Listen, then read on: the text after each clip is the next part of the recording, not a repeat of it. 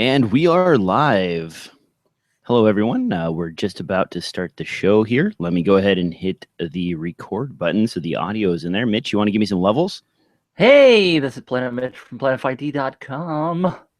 As always, sounding lovely. Aw, you're so sweet. For those of you out there who are wondering what's going on, it is extremely early in the morning. For I you. do have the sampler out right now. It's regular time for Mitch.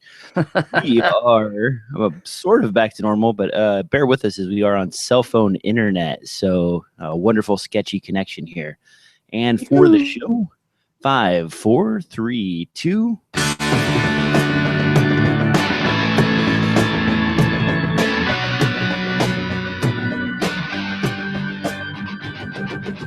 Hello, and welcome back to another exciting episode of DSLR Film Noob Podcast. Mitch from Planet 5D joins me today to discuss NAB and kind of a wrap-up on all of the news that's kind of spilled out over the last week or so. Mitch, I assume you've been at NAB. What else have you been up to, man? Yeah, I was at NAB. That was all a whole week ago already. It's hard to believe that it's gone so quickly, and yet we've published so little news. There's so much still to publish. It's just crazy. You've been to NAB. You know what craziness it is. Well, there's so many little tiny booths and all kinds of random stuff that you kind of focus in on the things you want, and you miss a lot of the weird extemporaneous business. You miss a lot, period. Yeah. Doesn't matter what you're trying to pick, you miss a lot. I did get quite a few compliments, however. You'll be pleased to know that several people stopped me and said that they're loving the DSLR Film Noob podcast. Well, thank you, guys. They tend to listen when I'm on, but when you're on, they just kind of fade it out, and then they tune it back in when they see me talking. I'm kidding. I had one guy actually say he tuned me out when I was talking. So. Oh, really? He told you that like in person? He was kidding. Oh, wow. He was having fun with me. So, yeah. But well, on that, you got Mitch. You want to get started on that? I'm sorry, you witzed out on me there. I said we've got a lot of news to cover, Mitch. News. You want to hit the news? Sure. Let's do some news. Time for the news.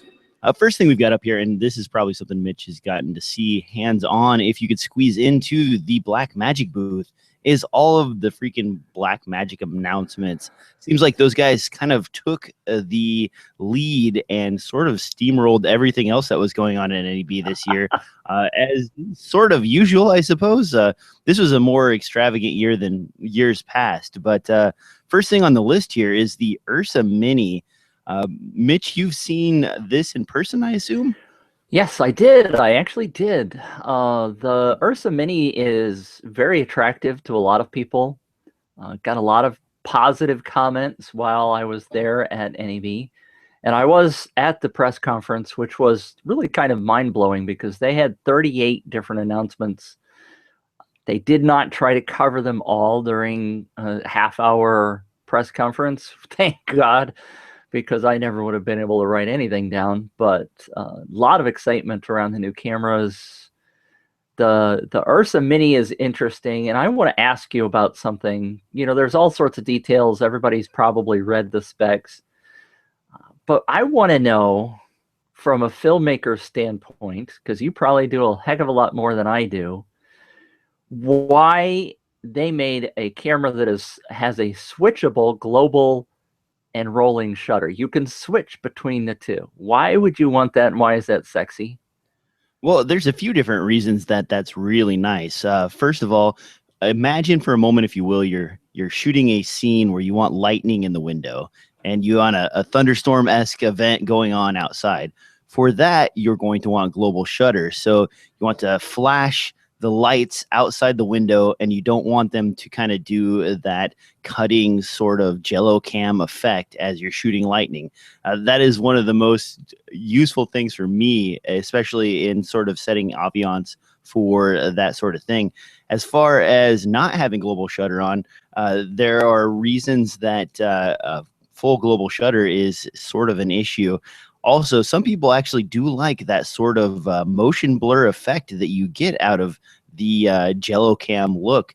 It kind of, I personally would prefer global shutter on everything, but there's a great Wikipedia article that goes through both of them, the pluses and the minuses. The basic issues with both global shutter and Jello Cam have been around since the CMOS versus CCD days.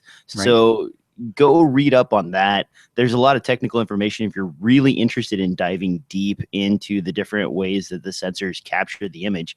But think about it like this. The global shutter gives you a single shot, a full picture. It's taking one capture, while the non-global shutter is capturing one line at a time as fast as it can and scrolling through. So as things move in the frame, you're moving away one direction or the other direction. That's probably the best, easy, non-technical way of explaining it. Mitch, you got anything to add to that? I'm still, I mean, I understand, and I've always heard people telling me that they really would love to have a global shutter on their cameras. And so when it's switchable, and I did a little research this morning before you got up.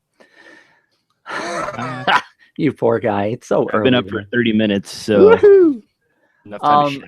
I found Frank Glencairn's website, and I've talked to Frank before, and he posted that it's switchable, but you have to, I mean, it's not like there's a little switch on the camera. You have to like take it on your kitchen table and get a screwdriver out and do something. So it's not just a quick little change.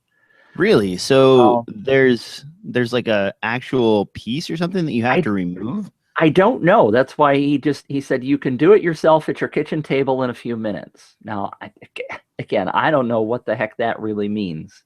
So I'm going to try to look up that a little bit more. But the other thing that I saw was that the global shutter goes up to 30 frames per second, and the rolling shutter is the one that does the 60 frames per second stuff. So if you want to shoot that high speed or slow motion kind of stuff, then you've got to switch to the rolling shutter. But it just seemed rather interesting that would be a feature that people would want to have, would be a switchable shutter. So it was something unique, and I hadn't really heard about it, and so that's why I thought I'd ask you. Yeah, you know, the big issue for me was lightning. Actually, in the past we'd shot with CCD cameras. I'll get this right. And the lightning looked fine. We were basically just strobing lights in the background with a fog machine, and it was no issue. But then we went to shoot the same scene on a CMOS camera, and all of a sudden everything just looked like crap. That's also a huge issue if you're filming say a live event and there are flash bulbs going off all over the place. You know, people have their strobes on and they're taking pictures of stuff. You start getting all this really weird artifacting on the screen because the flashes are so fast that they only happen for half of a shot. Right. And that's another reason this is pretty handy. Now, looking at the Ursa Mini, you've got the 4K variant for $3,000 and the 4.6K variant for about $5,000. How do you think this compares to Canon's C100 Mark II and C300? I'm guessing it won't be as good in low light, but price-wise, the C300 Mark II is what, $15,000, and this is, you know, $4,000 and $3,000 or $5,000 and $4,000 respectively. I mean, that gives you a lot of swinging room to buy lenses and all kinds of stuff, and it comes with the active Canon mount. What would drive people to the C300 unless they're shooting, you know, documentary style stuff in like really crappy conditions?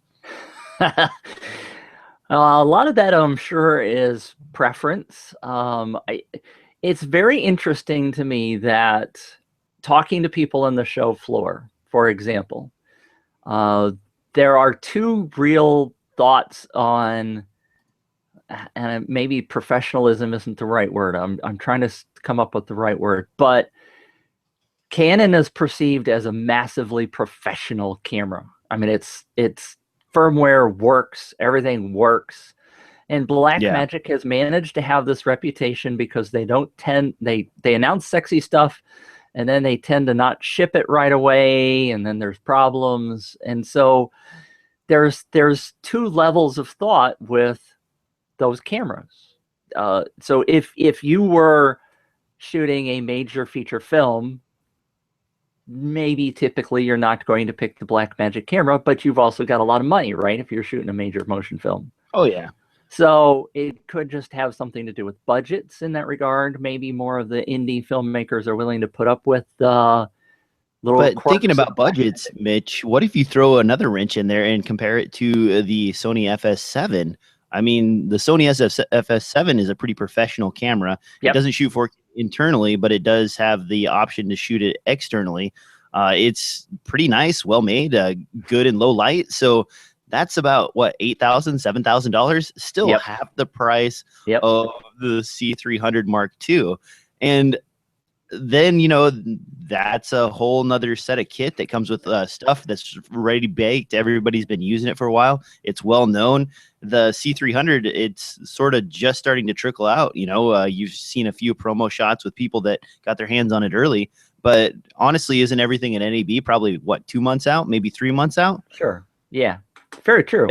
And these are cameras that you can order, well, the FS7 you can actually get your hands on now, while the Blackmagic and the C300 are still sitting out somewhere in the magical future when you can actually buy the camera from the producer. Yep. And what happens when Blackmagic does their classic, oh, you're on pre-order and we'll give it to you in 3.5 years? There you go. It all goes back to a rant I had yesterday on the Michael Ursa show. People get really twisted about the underpants, if you want to say, with pixel peeping. And if you just quit fooling with all of these technical specs and all the great new gear and go out and shoot something, make a great film with a great story, then nobody cares about 15 stops of dynamic range versus 12, right? The end user certainly doesn't know. They don't care. We've gone through that round several times. So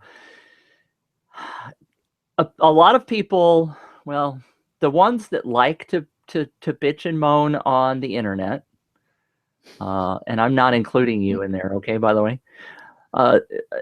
Canon's still selling a boatload of C300s and C100s, and they're going to sell a boatload of the C300 Mark II, right? People want that quality. They trust Canon, and they have the money and they're going to spend it. I mean, it's just like Red. I mean, people buy Red cameras, right? When you can get the Blackmagic for well, 3K. They used to buy Red cameras, but well, they're still raving over the Red cameras, by the way. I mean, now with the Dragon and the weapon upgrades, there's a lot of people who are starting to look at the price for upgrades and just say, I don't know if that makes sense anymore. Yeah. You know, one thing, I don't know if you know Bruce Dorn. He's the Canon Explorer of Light. I do not. I ran into Bruce in the Zacuto booth. The Zacuto/Kessler booth. He's a great guy. He's a DP. He shoots a lot of films and stuff. He laughed about the new Red because Red has an EVF, and what do they call it? The bomb, right? Yeah. You got a new bomb and a weapon.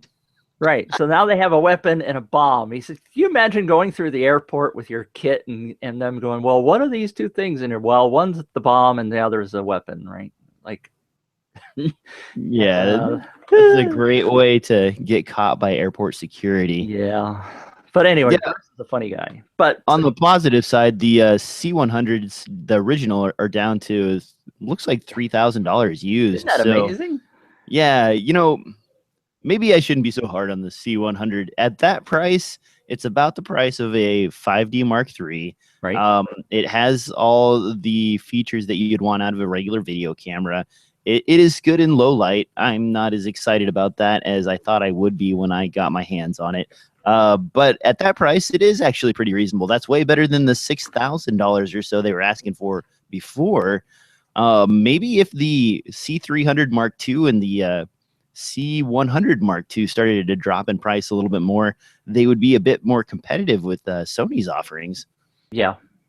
But I know. Wishful thinking, right? Well, yeah. But I still go back to the fact that the C300 is one of the most popular cameras out there. People still love that camera, even though it's expensive. Now, there's a few other things on the Blackmagic list. You've got the Super Action Cam, the Micro Studio camera, and these are pretty similar to each other. Both of them are these little kind of no screen recording device with micro four thirds lens attachments. The interesting thing I saw on this is actually that control port. Did you see that? It's a 9-pin or 18-pin connector on the side that allows you to bring out controls as well as focusing controls and other start-stop features for like a drone or something like that, or even studio mounting via SDI controls so that you can start and stop the cameras or move them or whatever. What do you think about that guy? They talked a lot about that. Okay, they talked about that briefly. I shouldn't say a lot, but it was mentioned several times at the press conference, which I thought was pretty cool. Because what they're doing is they're exposing control of the camera via this new connector. And it's on all of the new cameras. So it's not just the little one, it's the big ones. So I thought that was a very inspirational kind of function. We talk a lot about, I mean, Red has the ability, for example, to access just about every setting through their API. And you can write software to go control the entire camera. And there was something, and I apologize because I cannot remember the names of some of these things, like an iPad device kind of that you can control your Red and change just about every setting known to man. That's awesome kind of stuff. So that's what Blackmagic is accessing here in the new cameras, or allowing access through this new controller. And of course, they have their own controller that you can buy, but I think they can also access it through firmware or software. So I think that's awesome that they're making that flexibility. I applaud them for that. Wish Canon would do more of that. Well, and this is a much nicer connector than things in the past. LANC, if you're familiar with that, was kind of this tiny little pin device that would send commands serially to your camera. This gives you breakouts for all the different features, each individual. So if you just want to access something, one feature like start and stop recording with a couple of pins coming off of your drone, you can get right to it, as opposed to having to create some kind of protocol, go into the camera and come back out again. The Wi-Fi features, I'm not sure, this doesn't have built-in Wi-Fi, does it? But I'm guessing they would sell this sell a module for this that you could plug in and enable Wi-Fi, or, like you said, the iPad control or something like that. Yeah, I'm kind of hitting you up with a bunch of random stuff here. I'm looking through the specs right now, and I'm not even sure. The Blackmagic release list is so long that you're like, well, where is the information at? Yeah, there was so much going on just in the Blackmagic booth. It was crazy. I was very impressed by the micro cinema camera. I'm really impressed with the price point on that thing. I mean, if you compare it to a GoPro, for example, GoPro's what, $499, $450? Yeah. This is $999. I'm sorry, $995. It has raw video, all of these amazing features sets in it. It has a bigger sensor than the GoPro. It also has a micro four thirds mount, so you can put your own lenses on it. I was really impressed by this. Looking forward to seeing it. It's a super 16 millimeter sensor, but I was also impressed as a side note. I think you can see this if you're watching. I'm holding up a flyer. I was over in the startup booth, and I found this company, Shenzhen Image Vision Technology Limited. Never heard of them, but they have this 4K 4K GoPro killer, I think, if you ask me. The video was insane. It's a 4/3 sensor. The video is amazing. It's a removable lens, so you can, micro 4/3 lens kit. It only does H.264 on output, so it doesn't do the raw video like the Blackmagic Micro does. But this sucker is only $699. Wow. And interchangeable lenses with a 4/3 format, so you could use any of your Panasonic lenses on there. Exactly. Holy cow, that is sexy. I was very impressed by this. They took my name and they claim they're going to send me one, so I'm really curious to see how this thing works. But it's also just now coming out on a Kickstarter project, so that should be out. They told me in 2 weeks, so it is not shipping right now. Obviously, if it's a Kickstarter project, but the price point on that of $6.99 was just like, holy crap. Yeah, that's pretty impressive. I can't believe, well, I guess I can. If you look at like the Olympus offering for that to Air, that's probably what, $200 less than this, but this has 4K recording internally. So a few more features that puts it probably right in the sweet spot for price. Yeah, Man, I we're was going to pretty have impressed. a lot of exciting stuff coming down the pike.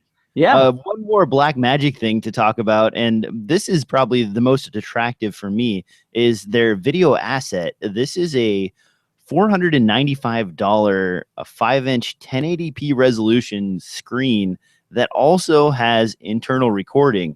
Now, I put a little note in here that this is kind of a slap in the face to Small HD's 502 HD monitor, because it's the same form factor and it also is a full-fledged recorder. Yeah. So then at half the price, I'm guessing you saw both of these. The monitor for the Small HD is probably nicer looking than what you'll get out of the Blackmagic asset, but half the price, I mean, and internal recording, now you have something that can capture DNX HD or ProRes internally if you want to use either one of those formats, and it's super cute size. Yeah, it was awesome. The only thing that's really a difference between, I shouldn't say only, only thing, is the 502 from Small HD has that external viewfinder that you can slap on the side finder they call it. Yeah, I saw that. Do you like putting something in your eye like that? Because I've never been an eyepiece type of guy. I've always, maybe it's just the generation I grew up in, I've always used a flip out screen or a monitor of some kind. Like, I know a lot of people crave having that, but for me, I find it frustrating and irritating, especially since the eye I tend to want to stick in the hole is the one that has poor vision. Stick in the hole. It's very much personal preference. Obviously, I've been grown up in the photography era where you stuck your eye in a viewfinder and shot your photos that way. I do not like holding my camera out and watching live view, for example, on my DSLR to take stills. And right now that's the only option, unless you have an external monitor, of course, if you're shooting video. So I kind of like the viewfinder motif, especially if you get into a rigging system where the camera tends to be right in front of your face. And my vision, I'm not nearsighted, I'm farsighted. So I need to have that thing a little bit farther away from me, which ends up putting the camera kind of way out. Yeah. So I much prefer a viewfinder if I can have it. That being said, I'm not shooting all day, every day. So it's personal preference. I like the side finder. It looked really nice. There was a huge crowd around the Small HD booth, but there was also a massive crowd around Blackmagic. So I don't know who won that one. I think the thing with the eyepiece for a regular camera, for me, actually, is that it's got the little click unit on it, so you can actually roll that up and down, right, and adjust the sharpness for the eye that you're using. With some of these eyepieces on a monitor sort of thing, I haven't seen that. Does this have that on there? A way to adjust somehow? You know, I didn't even think to look at that. Because, that's where for people with glasses, it becomes an issue. Right. Absolutely. But I do actually, now that you say that out loud, I enjoy having my stills camera up to my eye. I don't like using the viewfinder unless I'm trying to get some kind of awkward shot on the ground or something like that. But for filming, I find myself always flipping out the screen or looking at the screen or using a monitor. Maybe it's just two different methods of capture, I suppose. Yep.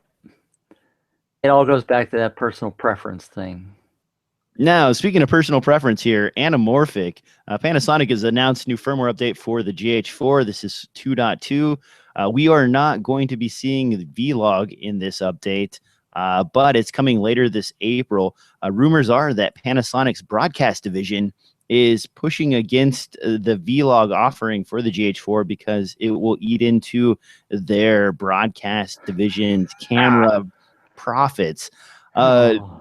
I don't know. I'm looking. I've got this also in the show notes here, and it's the Panasonic's $5,000 ENG 4K camera with a fixed lens. I'm looking at that compared to the GH4, and maybe Panasonic should just go full hog with the GH4 because that thing's pretty unruly and ugly looking. I don't know, man. That seems weird that the company is like cutting their own foot off from one division to the other just to stop them from releasing something. Mitch, I know you're not a Micro Four Thirds shooter, but you've heard a lot about people were really wanting vlog with the GH4, right? Yeah. I'll pretend that I've heard that a lot. Okay, well, if you haven't heard that, the reason they want vlog is it'll add a couple of extra stops of dynamic range to the GH4. It'll give you a better flat image if you're into grading and post, and the performance of the codec will be improved a little bit. It'll have a little more range. So, that's a really simple firmware feature that they could add to this. It's very similar to the vlog that they had in their older cameras back in the day. And this is something that you see in their Pro line a lot. But their Pro line camera is about $5,000. And, it's not as filmmaker friendly price wise or design wise. It's not an interchangeable lens camera. I'm clicking on the link. What do they? Yeah, I guess it is all out for $5,000. It's the AGDX 200 4K large sensor 4.3. Yeah, so it's using a 4/3 sensor as well. Yeah. So yeah, this is basically a GH4 similar to the few years back when what was it, the GH2 and then the AG100 were sitting around, where you basically had the same sensor, the same camera, and one was a professional style, had a few more features, and one was the consumer style. I don't know if we're in a market anymore where that makes sense. These things are so similar now that people kind of want to buy them en masse. I don't really know what to say to you, Panasonic. Well, you've got the same issue, to be frankly honest with you, with Canon and Panasonic and potentially Sony. I haven't really heard as much talk about it with Sony, but I mean, if you look at the Canon line, like the 5D Mark III, right, and the C100, the Cinema EOS line, they're specifically limiting features in the DSLR cameras, even though DSLR video is still incredibly popular. They're limiting what goes into the cameras because they want to preserve the Pro line or the Cinema EOS line on the Canon side. It just slays me that they've got this corporate mentality that says they've got to do that when they could sell a boatload more cameras if they would just, I think, because it, like, even it comes down to what I was just talking about with personal preference. Some people like to shoot with the DSLR. Some people can afford a DSLR and can make great movies with them.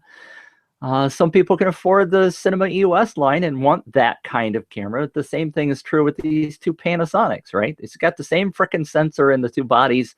One of them's an ENG style because people like the thing on their shoulder or not. It's, I get frustrated. I think a lot of people are very frustrated with these companies who think they have to preserve their upper line by limiting what features go in the lower line. I understand it from their viewpoint, from the company's viewpoint, but I also wish for a consumer that we could have more options. I don't know. Rant over. He's holding up something.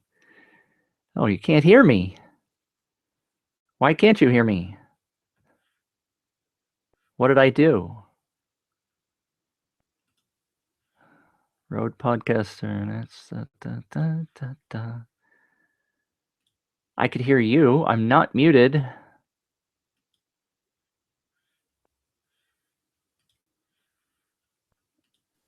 I just muted you.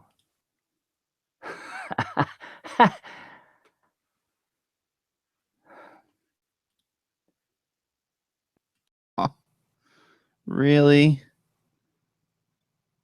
You can hear me, but I can't hear you. Can you hear me now? Hello? No, I cannot. What happened? I can Was it see your in the mouth move. was it It's in the middle of me talking? Oh, really? Ha!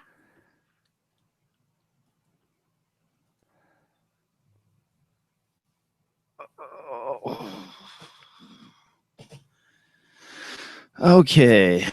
Well, that was a great show.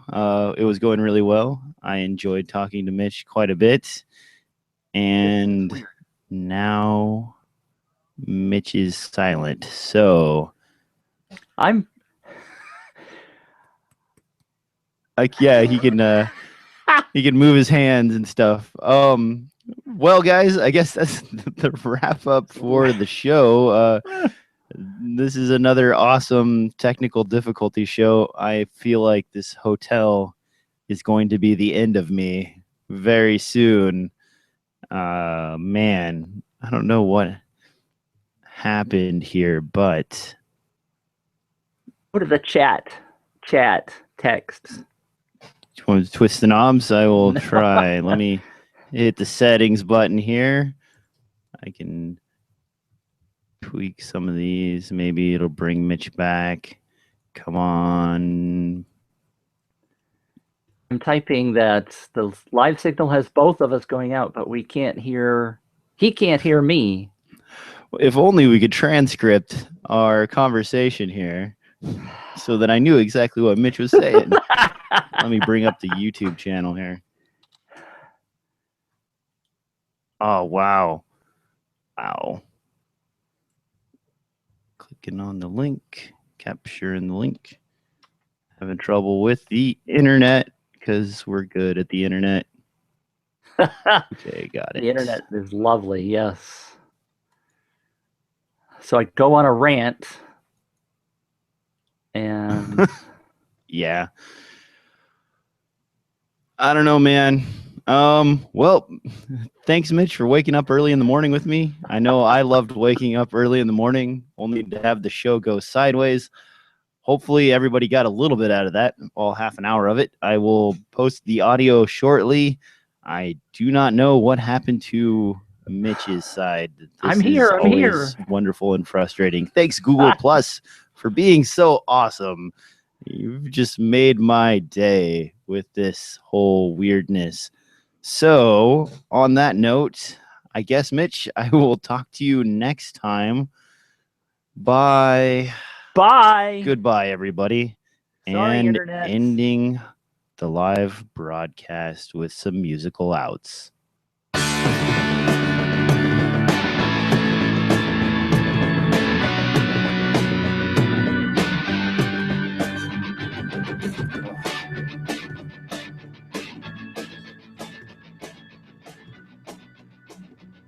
Weird.